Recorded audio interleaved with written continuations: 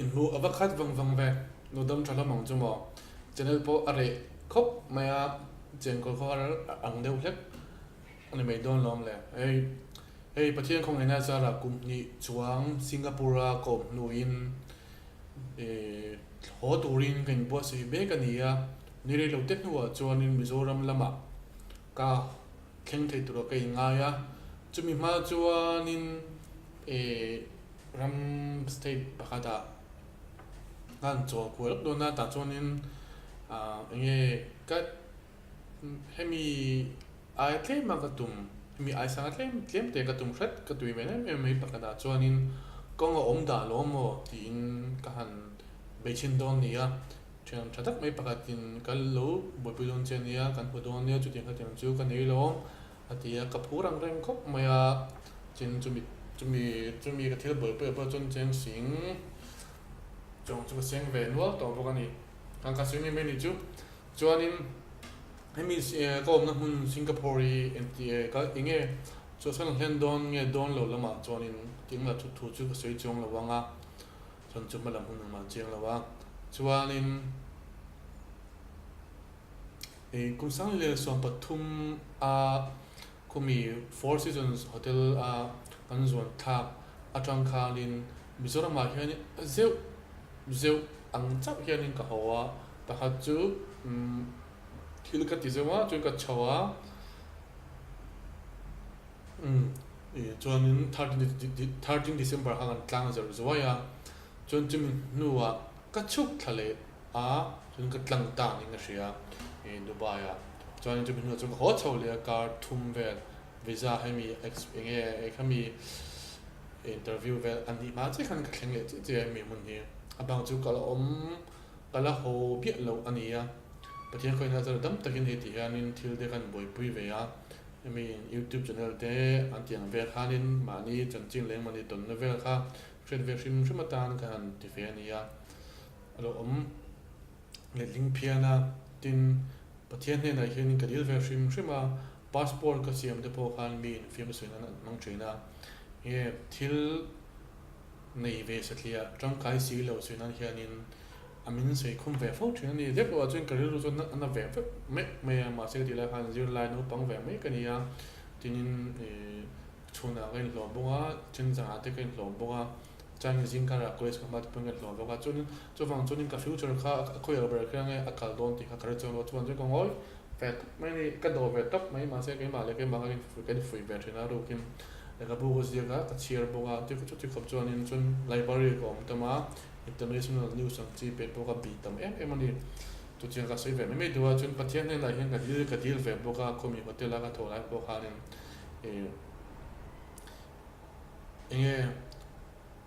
Dubai min culture thailo ani point Singapore min culture ro ti ha ka banga with WhatsApp hanin ka dp nge ko to chong lo ta chuanin sunat choir mi a member pakatin alo muwa aron like chat mai ni chu gal chin che enga chun ani tu na hian pastor lein father po anei to ngi on ve rei ria ani te po kha chuanin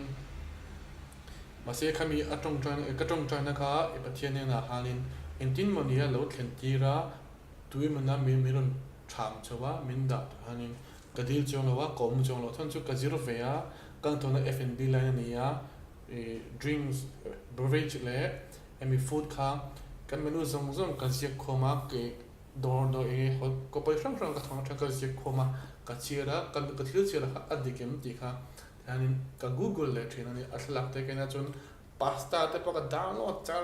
den wine glass one from the wine and dessert wine dining wine spicy ai download to tiang khop chuan kai zira kai ma po ka thokal lo khop pian kai ka thun di ka thina kai dem ve thin bo an chuan in kai interview bo Crown Plaza ti te kumi trident ti te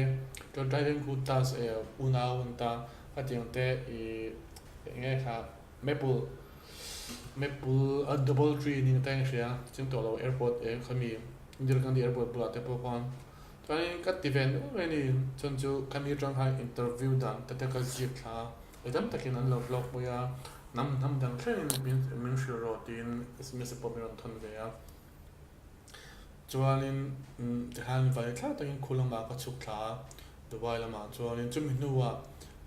khuda kong lain Canada te Australia te Calcutta chu chu hnuah cruise te pawh hanin kan tinga te chuan khunwa pawh kha na ha ka zong ne na thawng ni interview te pawh ka hmu sa pani pathum chuan ka thi ang fourth call ang chi te pawh kha ka call na sa chuanin CV drop ti te pawh mo chola kan HR chola tiang te pawh kha ka tina sa ai tam lu tuk tiang chuanin na ha ke ma ke zong ve a thiam te nge khutama mi te pawh min lo chu e kha ve boka chun admina kala soi tur chu cho MET te ye lal ompui sunset lala te kan hriat te khuta kan hroi tu te an chuan fel ma tong tang te min thak thap thina anina vein bo chuan te kan nang thina ani khulma kan hroi tu ni a ani phenga chuan tu nge bang 50% an film sun na khami an manager khan tai hriat ta chuan thiat anaya chuanin chumi ta chuanin nge tu na chuan staff an la lawa tiang kha tiang chuan ni long hang luk se ti te khanin nangma achin chiat thu te le CV te pawh chuan chuan thang tu ra in ti tu te pawh ha an ti ve lawma chuan chumi kan kha lai chuan hlama interview lawm le lak me man mo te kan tan chho le a chuan kum ni chu pathian khoina zara thian nga ti ve ta ni a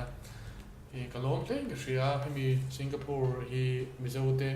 zelen tan hun ve ni nga hria tin po ba nei tlong khanin chiang ke kokin Singapore chan chin tenga lo soi to boka po ba nei tlong a su nu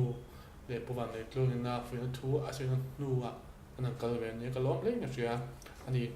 po ba nei tlong a zar le lo thil tam tam po kan hrewe a chuanin hemi Singapore hialin thil ka lam phung tam takan neya metro antia metro hi MRT kan ti mai ta chun bus te kha MRT SMRT ten te tin no chu than thil tam tak kha TB le lamdam bi te pawh oma soi so mai thei boka chuanin an dan hi a khau em a abi kin zule bom tan hianin ti tan hian mun ni tlem em ani nge dam do in ti te zirna in tia te campus hian zup thelo tak mani za in phalom lowa nge dam lo security an nevek am private security khanin nang chu irregular sia local ngun sia tiang ingai dam na om velo man to pan mai dan chu Singapore ka ngai sana nia an PM po khan su yo vek an bo na chung chang YouTube vela ken na an jati thar pakat chanela chawin Singapore chu ni lo kan nei lo kan lo na boy pui meng chu athia hemi police chura u ati ma chulo tin veka chu om velem lo boka tin dir mo khase rum shrim boka tin Malaysia tra zalen mi puina an thunun ve khan rum shrim ta ni chuan chuan alo puya kum sumnga kalta te kha chuan tinga de chu ma an to chuan covid la mi hring zin chang na hmuna hianin alo om ta alo pui hle ka hria chu tin singa mi chu tam takal to zinga tia kan thleng ve hi kalom hle ani chuanin thil pakha che do pakha kani chu veng thalai le no pangso te po ka siang thin nia ani na hian han leng lu dila chuin khom na bu chuin khom na dile eti ang le Christian na bu dile Bible de tlong hi an do kana le an LEHKHABU mai bu om pu turum thina e ya pui le ka hria LEHKHABU hi chirtam turin ka do chewni tira hi hemi LEHKHABU hi mizo history lo ta se mizo history kha tu hanin divita ti han lo zita se LEHKHABU ron khat tak kan do san chu ke lo om ka zik tiam lo amun te ka ho fanga an Myanmar te ro ta pok fang hi mi theni hemi LEHKHABU bo se tu khanin chuanin LEHKHABU kha karon don chiang ni pakan item som item bo karon mai the tu te khap tu chun ka zir chen anga dun na chun kan mi ka LEHKHABU ro na khanin azik tu khan LEHKHABU som chu kha aloron ve mai the tu te khop chuanin LEHKHABU pakhat azik tu khanin thil takha aro na wangin LEHKHABU luk khi chu alo tak lo YouTube chu ka en ve mea thil chu aditel ve re ro chun ma se khole khoya tanga mu nge a source nge reference be kha om ne no to thin lo wa chu ma chuan LEHKHABU hi ngai na wala ti ka tu ni ya chan chu LEHKHABU kan ni na chuanin kan chhuak a changa ti tin hei hi India puisa chuan hei pound 6 ta pound 270 velu dong wangin tam ve thakat pound hi jange ni wa tu India puisa chu tiang chuan pound 6 na ne pound sari ang van chu chuwang chuanin hemi tina hi India puisa in chang sang khat borvel ang loin tang se mizo pa ko chuan ta se cheng zani vel pa in kan le ngam lawang in azek tu po in cheng zani item ti chuanin en chi mai ti ti khap chuanin LEHKHABU thal akal lo book of the year tak nial po mizo thalai tin zhan bi thapai lo ju thinum thla va train kop mai zembi lo chuanin heng thil ka soide po ka tan chang kan da om mi lo ni ma se mi kan rama heti kopin namdam an liana chak ma hoin kan ram min nek chepa chu te kara LEHKHABU in ti chir pai lawa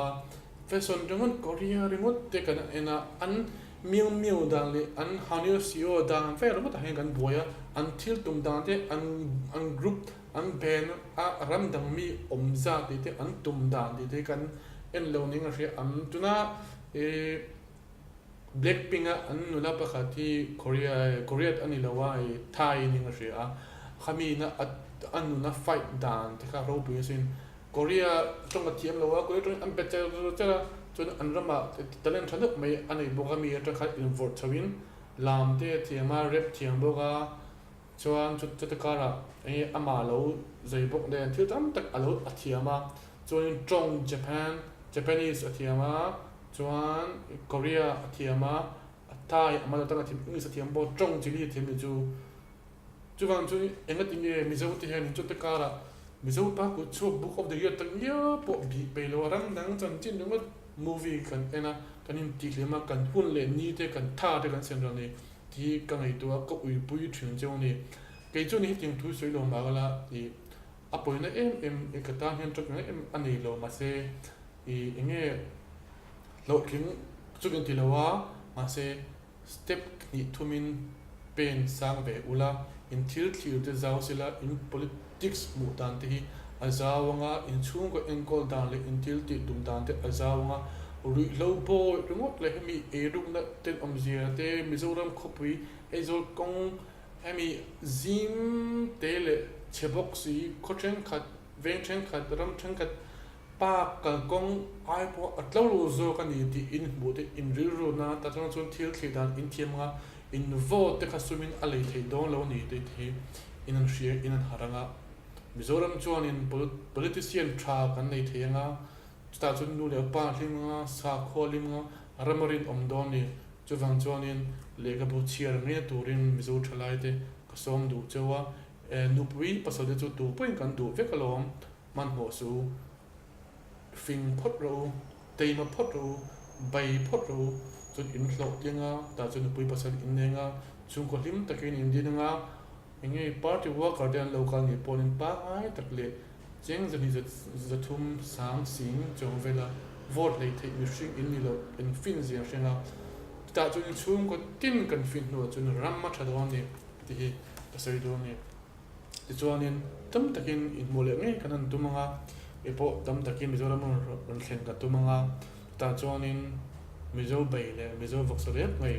eya hlim taka kanu khum thler mut ka chak to hle ani ti do te in zawa in mang tha ong ti ve kole